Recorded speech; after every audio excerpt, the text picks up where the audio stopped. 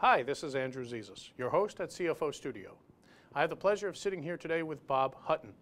In Mr. Hutton's capacity as a senior financial executive, he's partnered with company owners and helped them innovate to improve financial performance.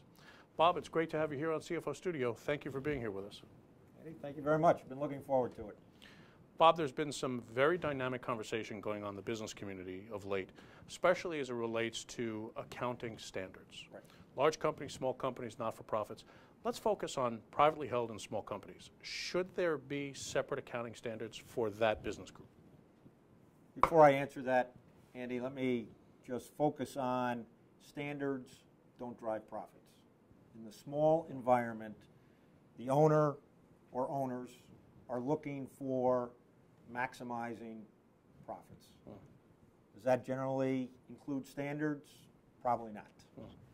But when an organization, and those standards come into play, when their internally generated cash is not enough to fulfill a growth potential, another investment, and that is when standards do have to apply. The third party, generally, for most in the environments where I have been CFO, the bank. Either through a line of credit, mortgage on real estate properties, and in those environments, the standards are pretty much defined by the financial institution with whom you're working. You know very well, in real estate, is loan to value going to change? Probably not. Right. Income to debt going to change?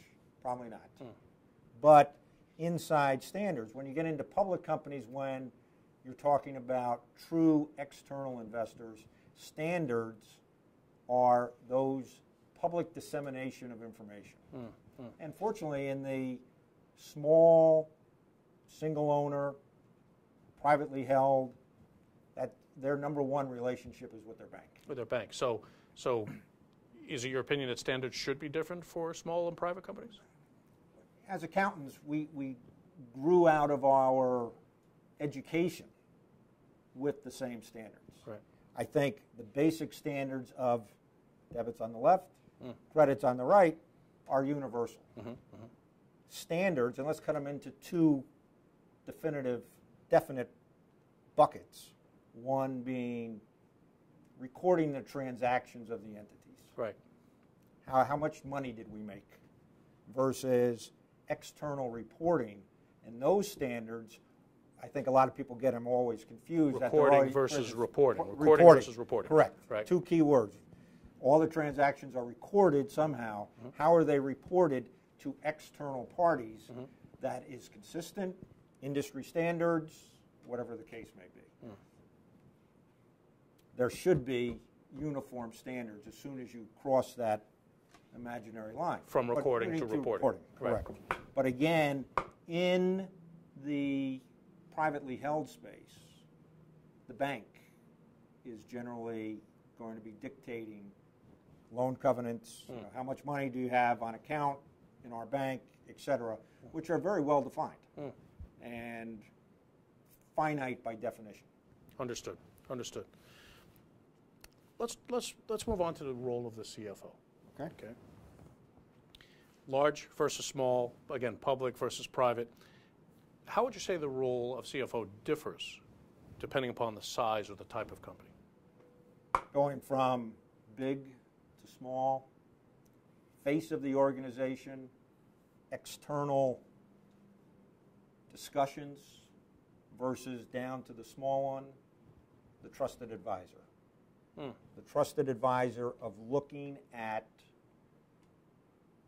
business opportunities with another set of eyes than the owner. And on a small version of trusted advisor, it's really an internal discussion, correct? Correct. Okay, got Correct. it. Got it. You know, and again, on the inside, small environment, how much money is this going to make for me? Right. It's always a bottom line conversation. Sure. It's, you know, I go back to, in those smaller environments, you normally have two conversations: cash flow, tax consequences. How does that differ in comparison to a large company with the role of a CFO? CFO in a bigger organization, a lot of that reporting issues. External reporting of how are we communicating this to the public in a way, what audience are we addressing? And you've said that at large scale, the CFO actually almost becomes the face of the organization. Correct. At least from a reporting and a finance perspective. Correct. That makes perfect sense. In the small environment, the face is the owner. Is the entrepreneur, the owner. That I got that. Bank is looking for his signature. CFO sometimes doesn't really carry that much weight. Okay. Let's continue with the role of the CFO. How has it evolved, generally speaking, large to small company? How has that role evolved in the last 5, 10 years? Great question. A lot of it evolves from the individual. There isn't one CFO that is exactly like the other CFO. We've all had different experiences that move us in various directions. What's the word I'm looking for, of those opportunities that have been presented to that individual. Does that allow him or her to move out of their comfort zone? It's that. And I've always taken the approach that in the small environment, what is your objective as the owner? What is the ultimate customer, the external customer that we are trying to, and I use that term we, because I've partnered with that individual, of how is this whole organization focused on the person from whom we wish to derive cash, to increase the profits. Right. It all goes back to that. that profit word again, the big that's P. Right. Yep. That's right. And it's an interesting dynamic because in smaller organizations, you're probably a lot closer to the customer than a publicly traded CFO who, you can't say it that way. You got to say it this way.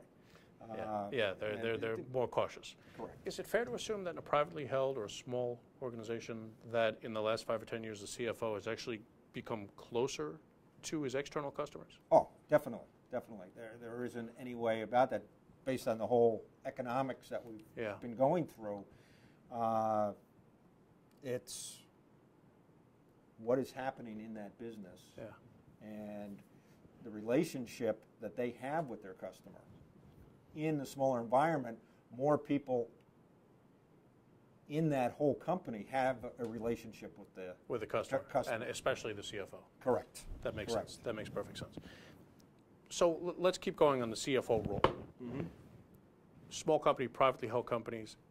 Is the CFO, whether it's a man or a woman, is he or she recognized for his or her true abilities and utilized to the fullest extent nowadays? Or are they still just perceived as, the spreadsheet and the numbers guys?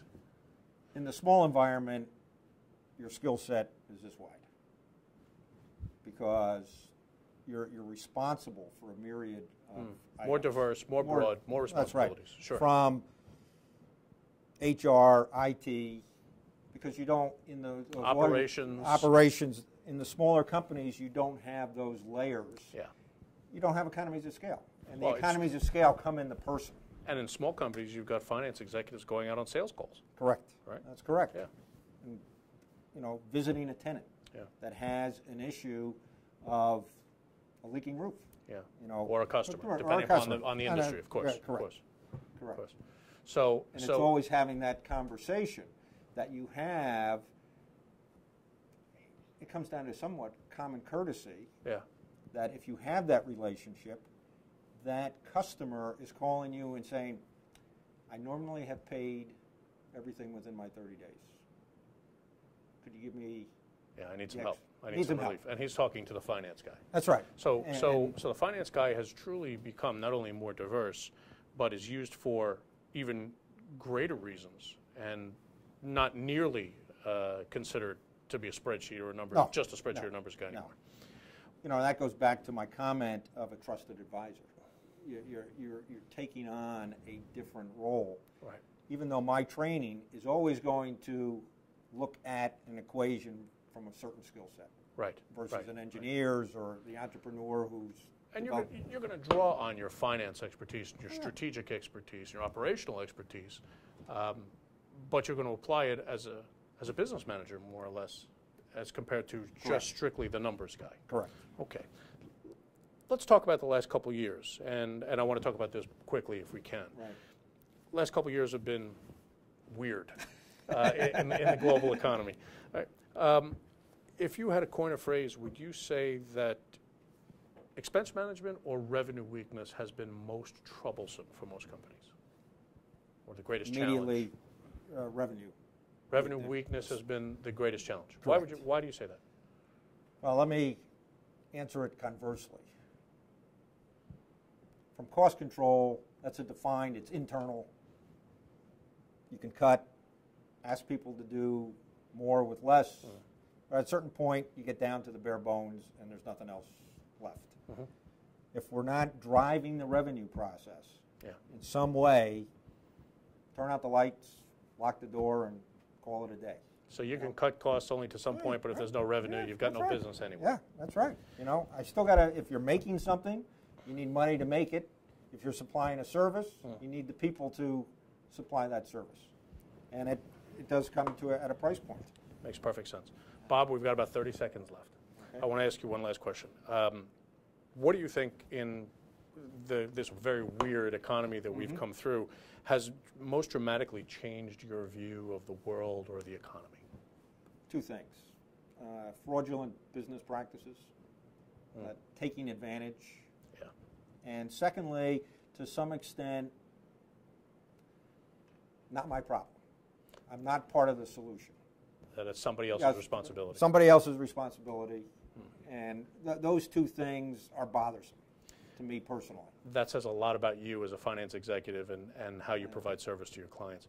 Bob, listen, I want to thank you very much for being here with us at CFO Studio. I truly appreciate your insight and your ideas, and I look forward to having you here again. Thank you. Pleasurable. This is Andrew Zizas with Bob Hutton for CFO Studio, saying thank you for watching.